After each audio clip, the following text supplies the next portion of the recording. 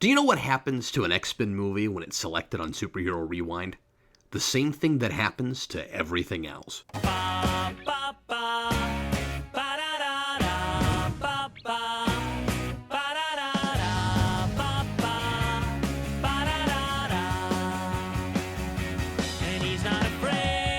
following is an in-depth story analysis.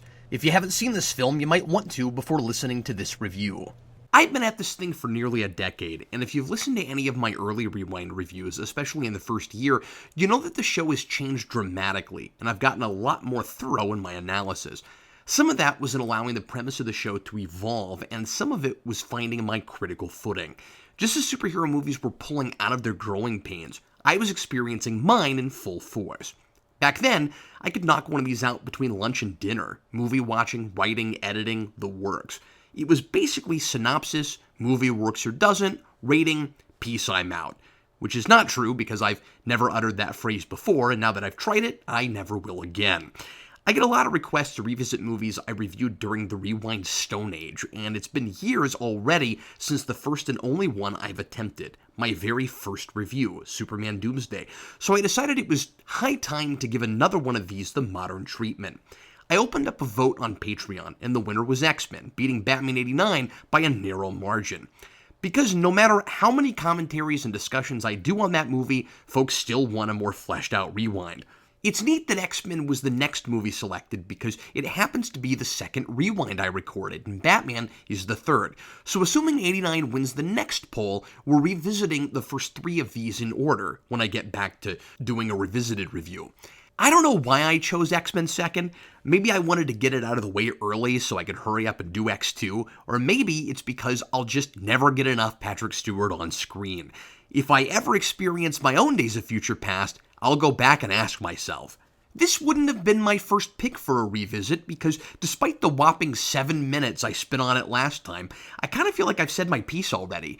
Now that's not me naively claiming this will be a short review. We all know that no matter what I end up writing, it'll be longer. A lot longer. But that doesn't guarantee I'll have anything insightful to add. However, there's certainly a lot I could have elaborated on, and it'll be interesting and maybe even a little surreal going all the way back after almost 2 decades of this property. As I pointed out in the Days of Future Past review, it's the only superhero franchise to make it this long, with films released regularly that hasn't full-on rebooted. I mean, it doesn't seem to care whether any continuity lines up anymore, and after Apocalypse, we've lost all hope of making it all gel with the second chance soft reboot Days of Future Past gave us. But it's a great achievement technically, and certainly that original flavor has never totally disappeared from these movies. I consider the first X-Men film the father of the golden age of comic book movies we find ourselves in now. I don't mean that golden age begins with this movie, that's born out of Iron Man and The Dark Knight in 2008, and there was a lot of rocky road to hoe on our way there. But X-Men is crucial to getting us to those movies and beyond. It's not just because it finally breaks through the 89 Batman clone slump superhero movies were mostly in through the 90s. There weren't a lot, but for the movies that were made, it was an easy formula to plug in for.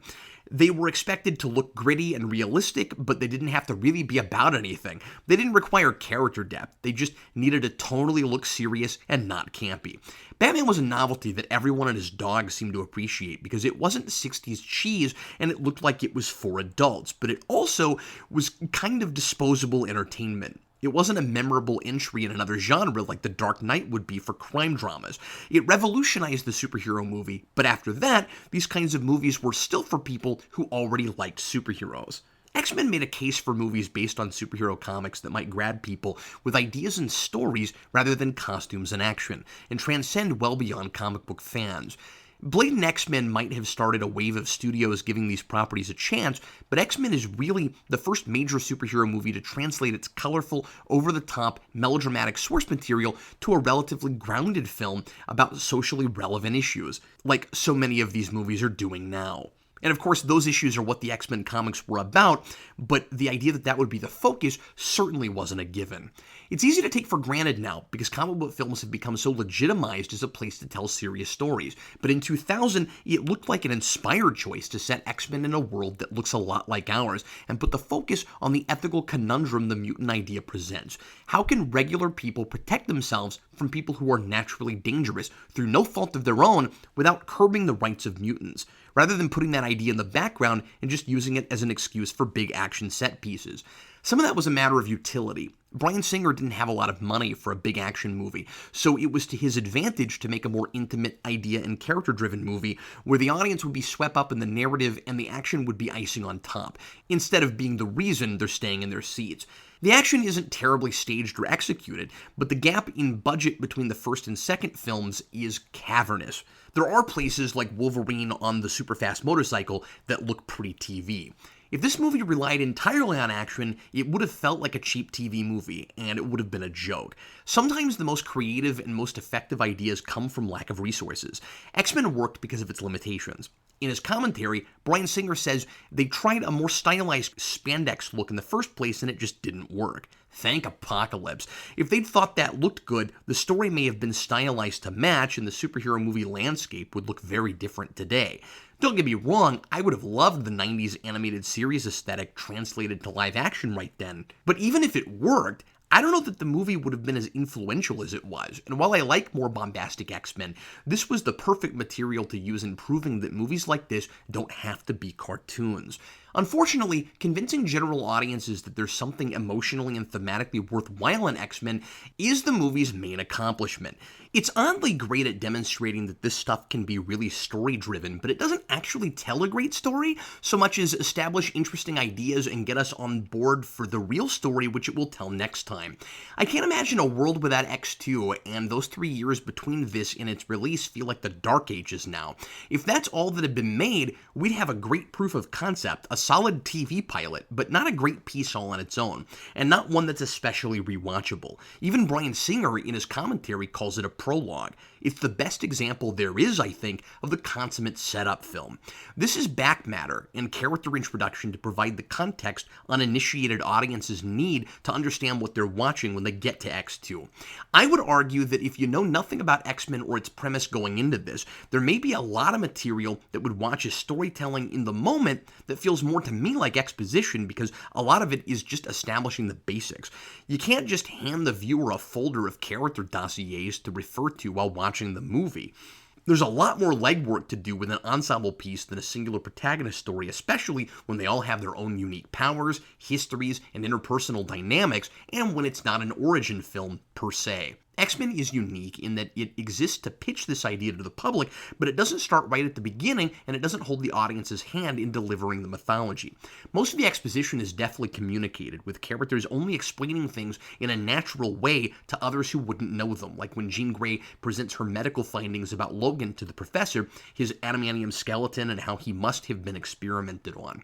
Singer could have started in a first-class place, with a younger Xavier and Magneto setting up the school in the first place, and in hindsight, that might have been a good way to avoid a muddled and convoluted continuity as the series continued.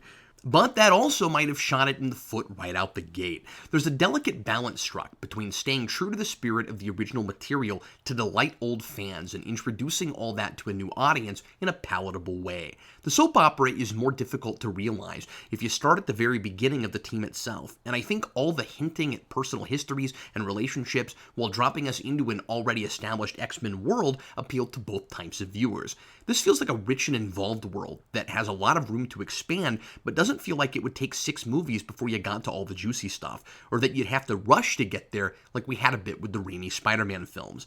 You also couldn't have had Patrick Stewart play Professor X, which was the biggest given about this as a potential film franchise. Most fans at the time couldn't imagine anyone else playing that role, and Singer says in the commentary there was never another choice. In a perfect world, X-Men would be a serialized TV show with the kind of budget to support the kinds of stunts and effects we have here, which is a thing that feels more possible now with advances in visual effects and a greater variety of broadcast platforms. I look at a show like Legion, and I can't see why these characters can't get a big screen-worthy, small-screen treatment and run with the soap opera. And with that show's popularity and other attempts at characters from X-Men on television, if it's ever finally rebooted, I mean, who knows? Deadpool is a bigger deal theatrically more than X-Men now, at least at the time of this recording. Perhaps someday I'll get my wish, and we can finally get a great ongoing X-Men story that doesn't lose track of its own continuity after 2 installments. Or maybe like Professor Xavier, I'm a little overly idealistic.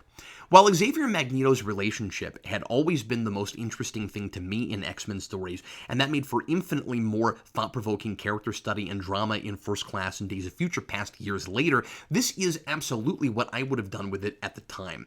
Go with the familiar status quo and some of the characters people loved from the 90s animated series, and build on that as you continue forward. Singer says in his commentary that he watched the entire cartoon show, really loved it, and I think that shows. I love the sense of lineage in this movie, with Cyclops and Storm as original X-Men teaching the next generation. And that's fun because they would have been teen pupils of Xavier around the early years of Chris Claremont's comic run in real life, which are the stories that inspire a lot of what's here. Wolverine and Rogue are new to this secret world that's been there for years, and we get to explore it along with them without having to watch the X-Men slowly and painfully become what we know and love. This film, tonally and thematically, feels authentically X-Men from start to finish. It's not Star Trek 09 or Casino Royale in that way. It's another popular superhero film before too many of them would fall back on origins that, like Batman 89, don't do that, though also like that movie, it is a starting point. 89 isn't an origin for Batman, but it's the early days, and it ends with Gotham accepting Batman as a hero. This movie ends with Rogue staying at the school and Wolverine leaving to discover where he comes from but vowing to return. But just because there are really good reasons it ended up as such a setup movie isn't to say it couldn't have told a deeper story and developed more of its characters. The special effects are understandably and wisely minimal. Dialogue? Not so much. This movie is shot like every actor was paid by the word. It's so economical about its characterizations, making sure that, with the exception of rare and infamous one-liners and action scenes, nobody says anything without the express purpose of progressing the narrative. For a movie so concerned with the big ideas, racial prejudice, unfairness in nature, compassion versus our base survival instincts, it sometimes feels plotty when there's not even a great deal of plot to speak of. But that happens when characters exist to serve basic story functions and feel like they're reading lines that get us to the next scene, rather than people who just naturally say what's on their minds. Very few characters actually come alive to me here. It's not an introduction for most of them, it's a handshake. Again, I appreciate that characters aren't constantly talking, because the movie doesn't think I'm smart enough to understand what's going on, but much of the time, they just don't talk about anything, so I don't get to know them or what they're all about, and in that way, it may rely too much on prior knowledge of these characters, hoping fans will be satisfied enough just to see Cyclops and Jean Grey represented, never mind what they actually get to do, and that everyone else will be interested enough in the main protagonist that they won't notice. It's not that Dark Knight Rises problem, where sometimes I don't understand basic character motivations, but at least everyone in that movie has a concrete personality. We put a ton of pins in characters I hope to see more fleshed out next time, like maybe Storm and Cyclops would get to shine next movie, but of course, they never really do, which makes it worse on repeat viewings. I think the movie may be overcompensating for fear of an overcrowded cast we can't keep track of if we're expected to remember too much backstory and too many character details, and this is, of course, before enormous casts of characters with different superpowers like Civil War, but movies like that also benefit from being sequels. The later X-Men movies may have left some of these characters as nearly blank placeholders, forgetting that Cyclops and Storm are central protagonists in other X-Men things and aren't Sulu or Uhura, but it's more understandable in your first film because you don't have all that on-screen history already to draw on. The movie treats these characters like they're as equally captivating and endearing as Wolverine by the end of the film, not glorified background characters. It's fine to put one or two characters front and center. The whole team doesn't have to have their own arcs, and we don't need 5 different subplots. But I'm supposed to care about the love triangle between Wolverine, Scott, and Jean, and 2 of the points on that triangle are just girl protagonist likes and guy she's with so protagonist can't have her. It's really weird how much drama there is in Logan and Rogue's story, two outcasts who can't be part of the world because they're too dangerous to live in it, and how nothing Logan's obsession with Jean Grey and his hatred for Cyclops is. By not developing those characters, the movie makes an otherwise interesting and tragic protagonist in Wolverine also feel less realized, but only in the scenes he has with those characters. The Brotherhood of Mutants has the same problem. They're less a brotherhood and more a would-be tyrant with a couple thugs. They have the benefit of being intentionally mysterious. I'm supposed to assume Mystique and Sabretooth have fascinating and tragic backstories, and they both seem like people who have been horribly wronged by humankind and have sufficient reason for following Magneto, even though we only get faint clues about what those histories might be. I don't feel like I'm expected to know or care more about them than I do like I am with some of the X-Men. So while it's frustrating how little spoken they are, and how little I know about them, it doesn't feel like there's a bunch of vital material missing like it does with Cyclops, Jean, and Storm. Mystique and Sabretooth at least suggest interesting things about characters the movie is actually about. The way Mystique caresses Magneto after he kidnaps Senator Kelly implies they're an item and they've been together a long time. And she's an interesting companion given her ability allows her to do something he and his parents couldn't when he was a child and persecuted by the Nazis, hide who they were. But all I really know about her is that she's sneaky and good at undercover work, and not just because she's a shapeshifter. She gets to know people's personalities and can fool their family and friends for long periods, like she does when she impersonates Guy Ritchie. We know she's perfectly comfortable in her naked skin when she's not pretending to be someone else, takes a perverse pleasure in getting back at humans for making her feel afraid, and is really good at flying helicopters. Not a skill I would have associated with Mystique before this movie came out, and I'd forgotten about it. But now that I've seen this again, and even with all the great character work she gets in the prequels, I'm gonna have a hard time not thinking of helicopter pilot as a major trait for her from here on out. Sabretooth's dog tag and the way he looks at Wolverine makes it clear that he was also a Weapon X experiment, not that the specific project is name-dropped here, and suggests that they may have had a past Logan doesn't know about. He's the first clue about what happened to Wolverine, and that's a fun bone to throw fans, even though Logan never realizes it. That's a total missed opportunity in the sequel, when Wolverine finally catches up to his past, but Sabretooth is nowhere to be found and isn't even mentioned again? I guess we're supposed to think he died when he got thrown off Lady Liberty, unless the movies eventually decide to bring him back, which only happened in a prequel, X-Men Origins, and we all know how well that turned out, and how canonical fans take that movie. But come on, Sabretooth fell into a boat. How isn't everyone expecting him right back after Wolverine in the next movie? He has healing factor, right? I guess the movie doesn't really make that clear, but everyone else has their traditional powers. He does definitely have that in Origins, but again, you get a picture of that movie when you look up grain of salt in the dictionary. And he has it in Bryan K. Vaughan's X2 prequel comic, where he shows up after getting knocked off Lady Liberty to get revenge on Logan for messing up his chance to find out where he comes from. Like a personal motivation or something, which we don't get for him here. Again, that's not really a problem if it's fleshed out later, if he's guarding his motives for a reason, but unless you read that one shot where this Goliath, whose longest line previously is "Scream for me," is given pages of dialogue, and he's a totally different character, that never happens. Here, he's just big and imposing and protects Magneto. And he's a little slow and not real bright, totally missing the sarcastic, taunting sense of humor he has in the comics. But maybe he's either lost that in the experiments or gains it later. Maybe he has to find himself as much as Wolverine does. He's not totally unsympathetic, though. I feel bad for him when he tries to pull Senator Kelly up into the cell, but he slips through his fingers because Kelly is turning into a mutated amphibian creature, and Magneto straightens the bars to lock Sabretooth in. That's not fair. That wasn't Sabretooth's fault. The guy was all slippery. What was he supposed to do? Speaking of things not being fair, that's the message the movie drives home, and it's quite effective. We can't all be superheroes. Just like in real life, we can't all be football stars, or blockbuster movie directors, or Doctor Who. It's sad, but true.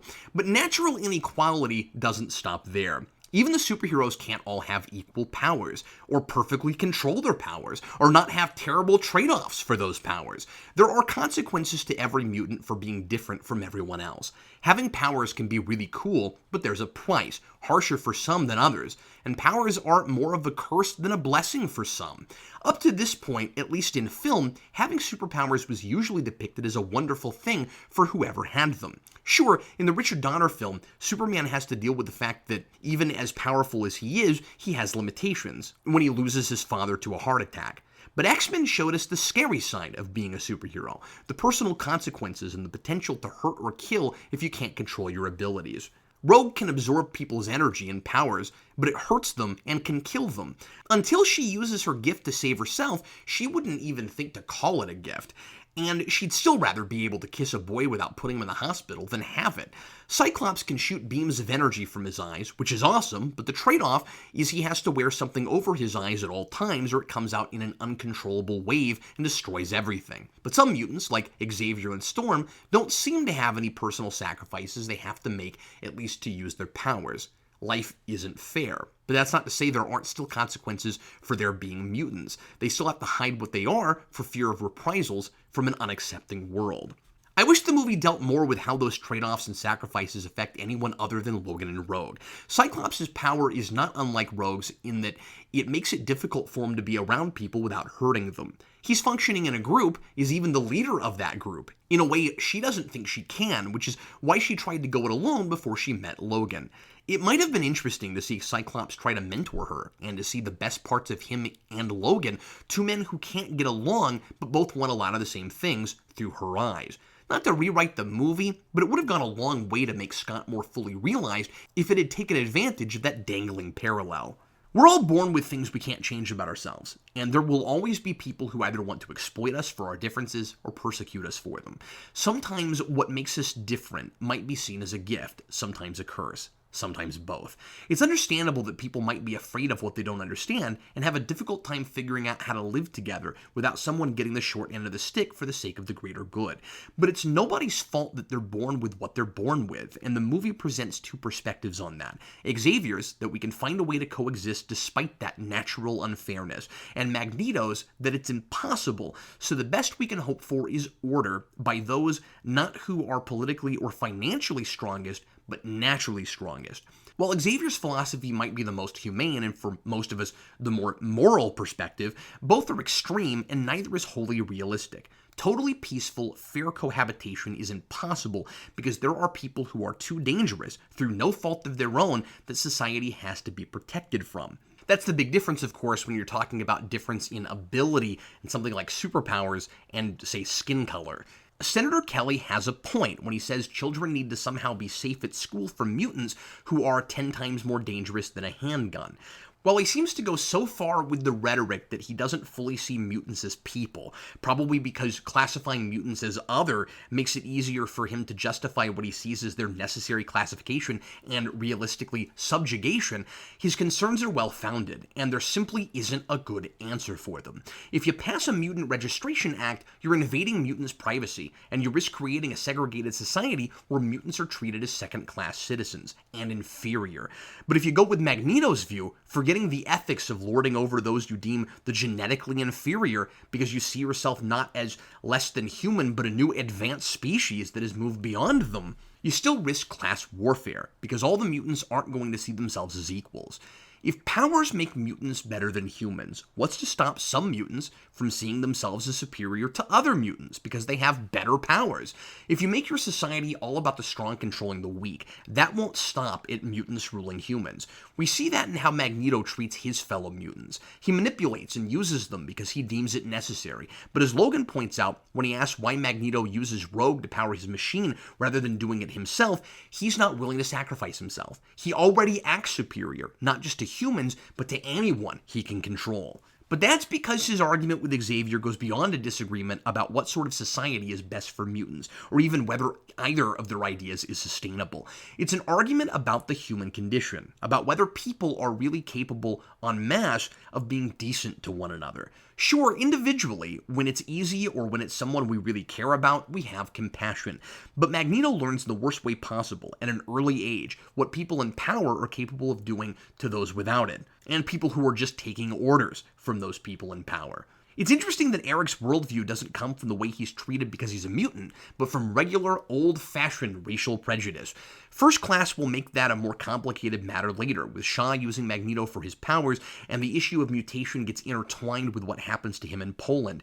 But just looking at this film as a singular piece, Eric comes to his philosophy because he comes to hate humanity for its bigotry toward one another, not mutants. By separating himself from humanity genetically, it's easier for Magneto to justify his actions. I am not like them, I am better. But I know they'll wipe us out because we're stronger than them, so I have no choice but to wipe them out first.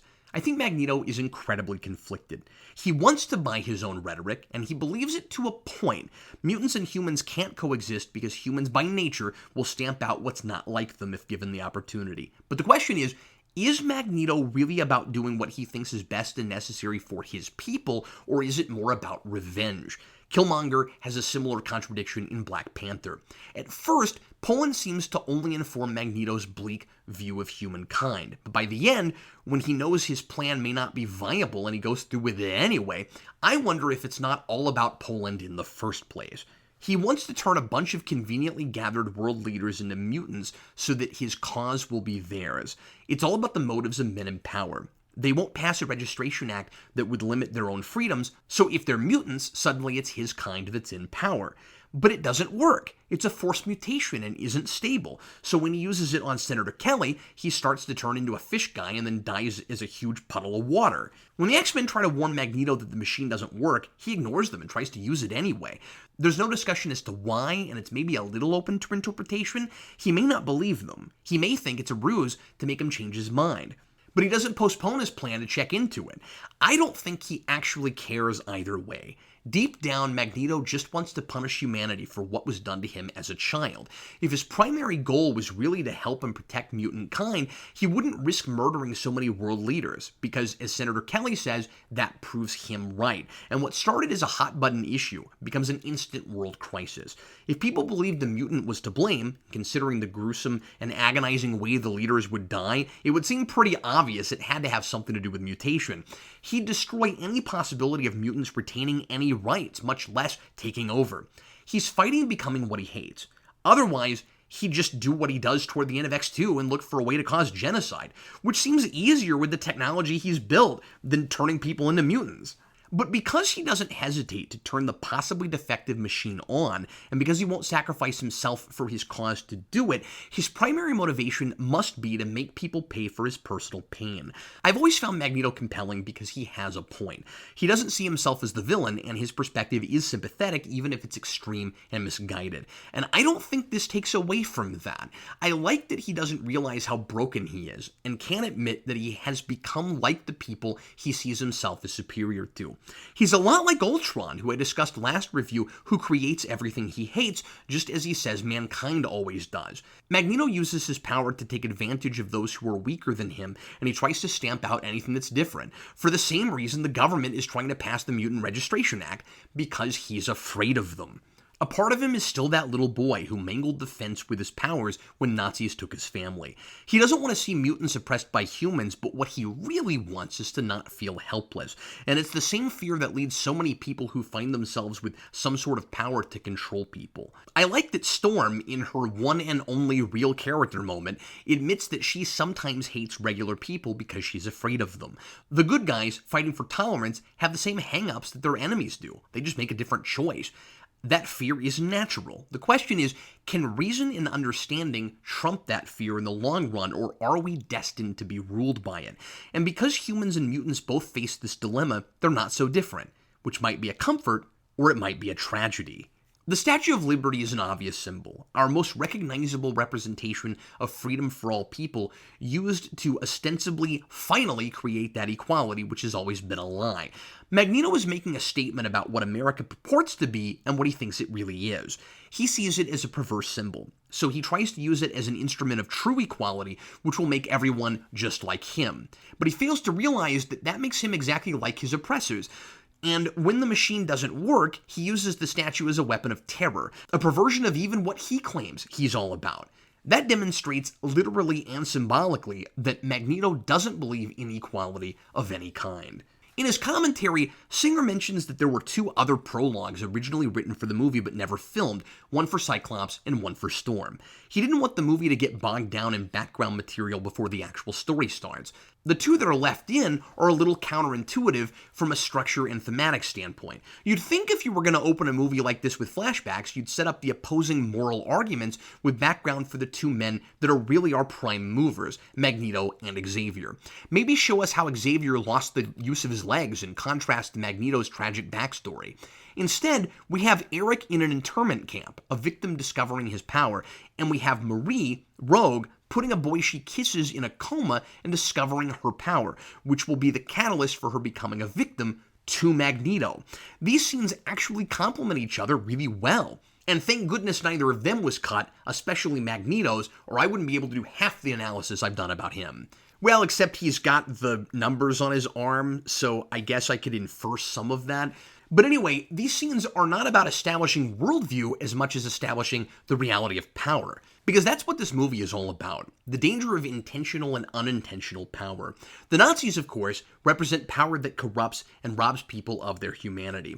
Rogue represents unwanted power, the kind that can turn the person who wields it into a victim herself.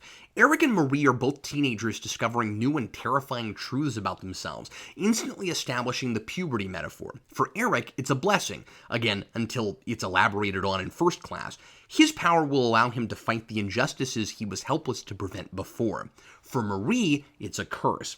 She won't be able to live a normal life because she can't make physical contact with anyone. Marie's kind are in danger of being persecuted the way Eric's were, Jews in Germany, but ultimately he'll do her the most damage and risk creating another broken person with no faith in the people who claim to want to make the world a better place. Without the X-Men, if Rogue had somehow survived, she might have become bitter and let her fear overtake her the way Magneto did, using her power to try to control the world before it could hurt her again. Rogue has the sort of power we usually give to supervillains. She's like a leech or a parasite, feeding off of others, taking everything, and if she's not careful, until there's nothing left.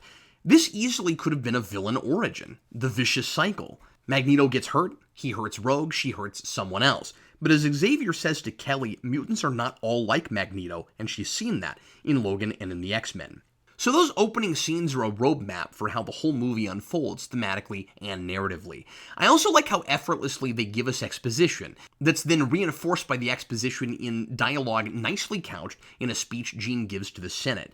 We actually know a lot of what she's saying already about mutation and when it manifests, even if we don't realize it, but it doesn't feel like hand-holding because I'm never taken out. And I like that we've already seen the very real problem Senator Kelly talks about. Even though he's on a slippery slope and is in the wrong, he has perfectly valid points about the dangers of people with unchecked secret powers. And side note, as Kelly comes to briefly appreciate the other side of his argument with the time he spends with X-Men, he weirdly is more drawn also than a lot of the X-Men.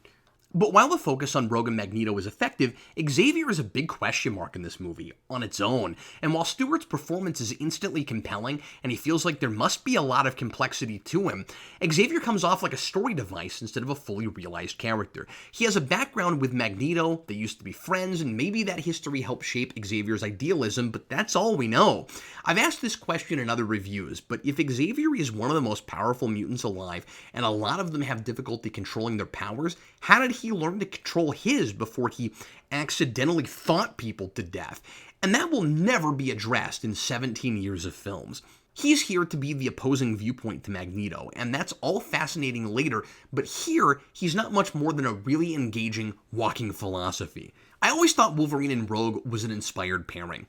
They have a lot in common in their powers and how they set them apart from the world, and they create a really logical symbiotic relationship. But before this, I would have never thought of it.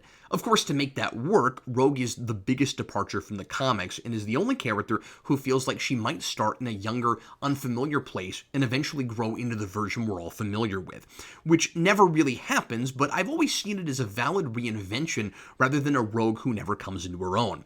She's made a second-generation X-Man instead of being of a similar age to Cyclops and Storm to give Logan someone who's going through some of the same stuff he is, but who can help him find his sense of responsibility and purpose. He's forced in a mentor role for a young girl who doesn't have anyone. That could have been Kitty Pryde, and this is almost a fusion of those characters, but her power set doesn't lend itself as well to the character parallels that make this such a natural pair. I said in my first review that Logan heals and Rogue hurts, and that's true as far as their basic power sets are concerned, but that isn't exactly what we have. I oversimplified that. They both hurt and they both heal, but only themselves. Their powers are totally offensive, and they both take huge risks just being around other people. Yes, Logan has a healing factor, but Marie can heal by stealing it, and she can gain energy from anyone by stealing that. Whenever I talk about energy powers, I feel like I'm breaking down a pencil and paper RPG.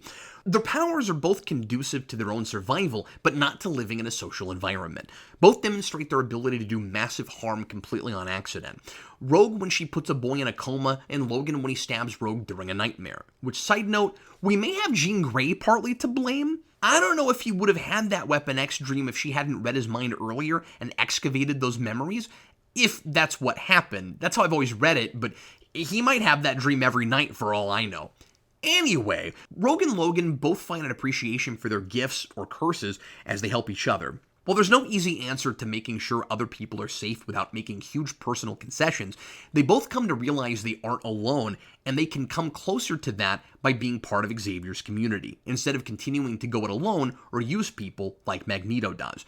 Logan continues to be a loner, but he has a place with the X-Men at the end that he maybe wants to take advantage of once he has discovered his origins. His X-Men origins. The reputation these movies get for always being about Wolverine starts at the very beginning. Despite the fact that he turns out not to be the MacGuffin to run Magneto's mutate the world leaders and make the town a better place machine, Logan is still the main POV character, has the greatest transformation even though he and Rogue have parallel character arcs, and he's our eyes into the X-Men secret society. But even Rogue's arc kind of feels more like it's in service to Logan's than an arc unto itself. She is proactive, but a lot of things happen to her so that Logan will have choices to make and ultimately decide to be a hero for her rather than abandoning her, like he tried to do when they first met and continuing to wander around without purpose. Logan wants answers to who he is and what was done to him, wants not to feel helpless, kind of like Magneto, but he also comes to find he can't leave people in the same boat as him out to dry. Boat out to dry. Anyway, moving on, and when he pursues that greater purpose, he's rewarded with a lead to the answers he was looking for in the first place by Professor X at the end. I don't think the real problem is that it's all about Wolverine. He's the guy who hasn't discovered his heroic identity yet, and he's a perfect vessel to explore how Xavier's school inspires and changes people. But after this, he becomes our Captain Kirk, and the rest of the cast falls in behind. I don't think there was any reason to assume he was the protagonist of the entire franchise moving forward. Again, it's smart to focus on a character or two in a team movie, but it shouldn't be the same character or two every time, at least if the title of the film is X-Men and not Wolverine. This was resolved by the prequel films, but I wanted to mention it because I know it's always been a point of contention between fans, but I don't think this first film is really the problem, at least regarding who actually gets a realized arc. Not realizing characters like Cyclops is a huge issue that begins here. I also find it amusing that I know more about and understand Logan, who doesn't know anything about himself, more than I do any of the non-amnesiacs around him. Finally, I have two giant questions about Magneto's plan. First, how does he know about Rogue and her powers? It's a big reveal that he was after her all along and not Wolverine, and I think the movie is relying on our assumption that he wanted Logan from earlier in the film, who I would have assumed he knew about because he somehow had knowledge of Weapon X. But once we know that's not the case, which we realize as soon as they meet because Magneto is surprised by the adamantium lacing Logan's entire skeletal structure, Magneto's whole plan falls apart. We know Mystique can easily infiltrate Xavier's school, but they didn't learn about it that way because Xavier didn't seem to know about Rogue until Magneto went after her. I don't think. And it's not like Magneto has his own Cerebro or would have any way to use it, even though, according to this, he's some kind of tech genius who helped build Cerebro, came up with a device that was supposed to make mutants out of humans but actually just turns their DNA into soup. Either way, very impressive. And presumably invented a telepathy-canceling helmet. There are explanations for Cerebro in the helmet later, but they don't really match what we get here. Xavier makes it sound like the helmet is a recent development, and the mutating gyrosphere of terror would imply that when Xavier says Magneto helped him build Cerebro, he means that he actually helped him build it. Like he knows stuff about science and engineering, and doesn't also need Beast. and apparently likes building big round things that amplify superpowers. My other big question is why the machine has to work the way it does. I need to know more about it. It almost kills Magneto to power it because it has to run on his magnetic powers. And it doesn't seem like you can put any mutant in it. He picks Rogue because she can take his powers and then go in the machine. Why? How come you can't have it run on, I don't know, electricity? Magneto controls metal. He's not a battery. I get that he uses his power to make the thing spin around a bunch, but there's got to be more to it than that. I assume something about his mutant DNA is siphoned through it, and that's what transforms people. But again, why does it have to be him? Why can't he just put any mutant in there and then stand on the side and spin the thing around? I don't mind the silly pseudoscience. It's not an ultra-stylized world, but it is heightened, like the water evaporating machine in Batman Begins, although I'd love some background about how Magneto has this expertise, but its conception seems poorly thought out to me. X-Men is a great foundation for one of my favorite movie worlds, and a lot of what I love about this franchise starts here. But while the social politics are interesting and the ideological conflict is thought-provoking, the story is thin and it's driven by a couple of compelling characters surrounded by well-acted placeholders. I'm scoring this one a little lower than last time. I'm giving the first X-Men movie a 2.5 out of 4. Hey, thanks everybody, as always, for listening to this review. We already have hit a couple more Patreon goals since Age of Ultron, and so the next review is going to be Guardians of the Galaxy, which I'm excited to finally tackle. I want to say thanks, as always, to all of our Patreon producers. If you'd like to become a patron and get early access to episodes of Superhero Rewind, to Geekvolution After Dark twice a month, live chats with me once a month, and a whole bunch of other really fun perks, Rewind Selection Board, you can help us decide some of the movies that I review here on Superhero Rewind. Go to patreon.com/Geekvolution. Just the $2 tier gets you a lot of those perks. And I'd like right now to thank all of our Patreon producers. And if you'd like to become a Patreon producer, you can donate at the $10 tier. Our producers are Dylan Mustiello, Jackson Rasco, Nick Manna, Eamon Singleton, Cletus Winslow, Ethan, Todd Schmuck, Gui D, Caleb, Daniel Gibson, Malik Myers, Neil McCalmont, Magpie's Nest Productions, Ian McKee, David Crabtree, and Jeffrey Patron. Once again, you guys are wonderful. Thanks so much for all of your support, and I will see you again soon with Guardians of the Galaxy. Bye.